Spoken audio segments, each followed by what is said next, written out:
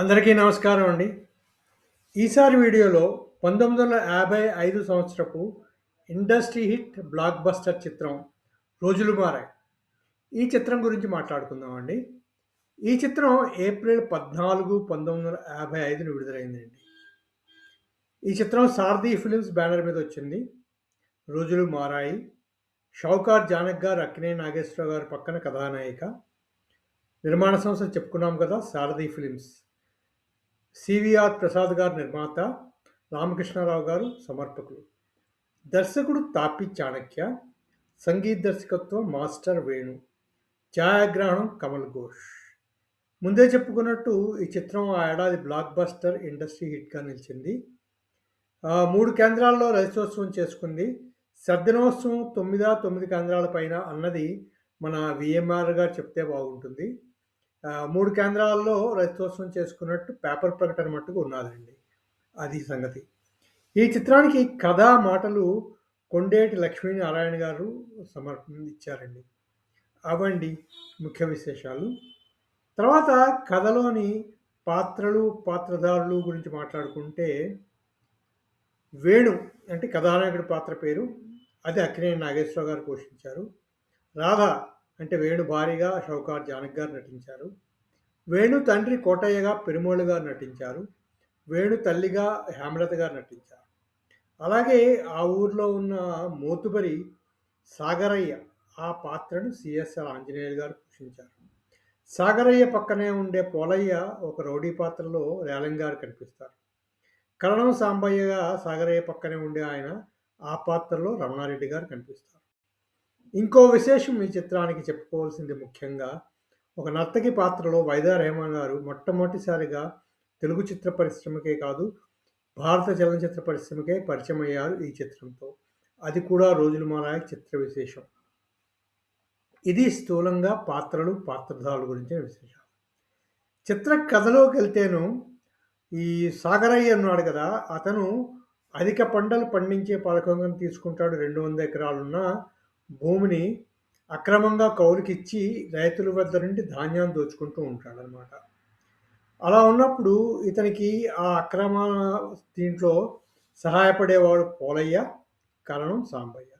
కరణం అంటే తెలుసు కదండి, అన్ని కొలతలు అన్నీ రాసేవాడు.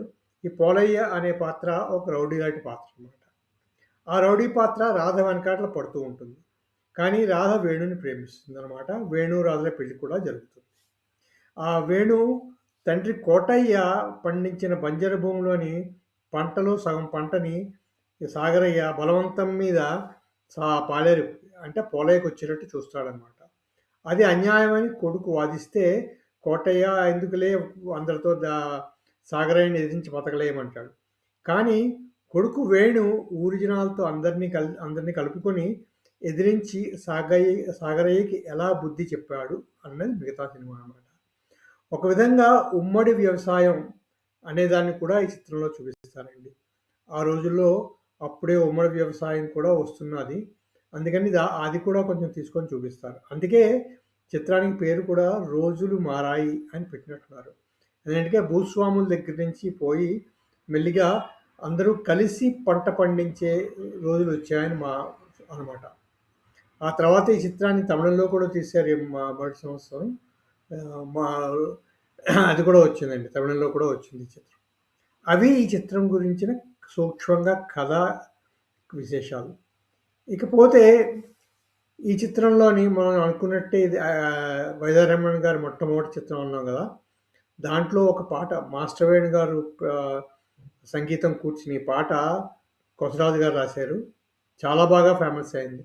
ఎరువాక సగారో రన్నో చిన్నన్న అన్న పాట. ఈ పాట చాలా చాలా ఫేమస్. దీంట్లోనే వైదారమణ్ గారు మొట్టమొదటిగా నటించారు. అలాగే ఈ చిత్రాన్ని తమిళంలో తీసినప్పుడు కూడా ఇదే పాత్రని ఇదే ట్యూన్తో పెట్టి మళ్ళీ వైదారమణ్ గారితో నటింపజేశారనమాట. అదే కాకుండా మిగిలిన పాటలు కూడా చాలా బాగుంటాయి. నేను ఆ రోజులకి సరిపోయిన పాటలని చెప్పుకోవచ్చు. ఇవన్నీ కూడా ఎక్కువ పాటలు కొసరాజు గారు రాశారు. తర్వాత పాటలు పాడింది ఘంటసాల గారి బృందం, జిక్కి గారు పాడారు. తర్వాత ఘంటసాల, జిక్కి గారు ఎక్కువ పాటలు పాడారు ఈ చిత్రంలో అనమాట. పిఠాపురం గారు కూడా కొన్ని పాటలు పాడారు. అదండి పాటల గురించిన విశేషాలు ఈ చిత్రం గురించి చూసుకుంటే. అవి ముఖ్య విశేషాలు. ఈ 71 సంవత్సరాలు పూర్తి చేసుకున్న అక్కినేని నాగేశ్వరరావు గారు నటించిన 1955 సంవత్సరపు ఇండస్ట్రీ బ్లాక్ బస్టర్ హిట్ సినిమా 'రోజులు మారాయి'. ఈ చిత్ర విశేషాలు మీకేమైనా తెలిస్తే మరికొన్ని కామెంట్స్‌లో పెట్టండి. ఈ వీడియో మీకు నచ్చితే సబ్స్క్రైబ్ చేయండి, షేర్ చేయండి, లైక్ చేయండి. మళ్ళీ ఇంకో వీడియోలో కలుసుకుందాము మరో సినిమా విశేషాలతో. అంతవరకు సెలవు. Thank you very much.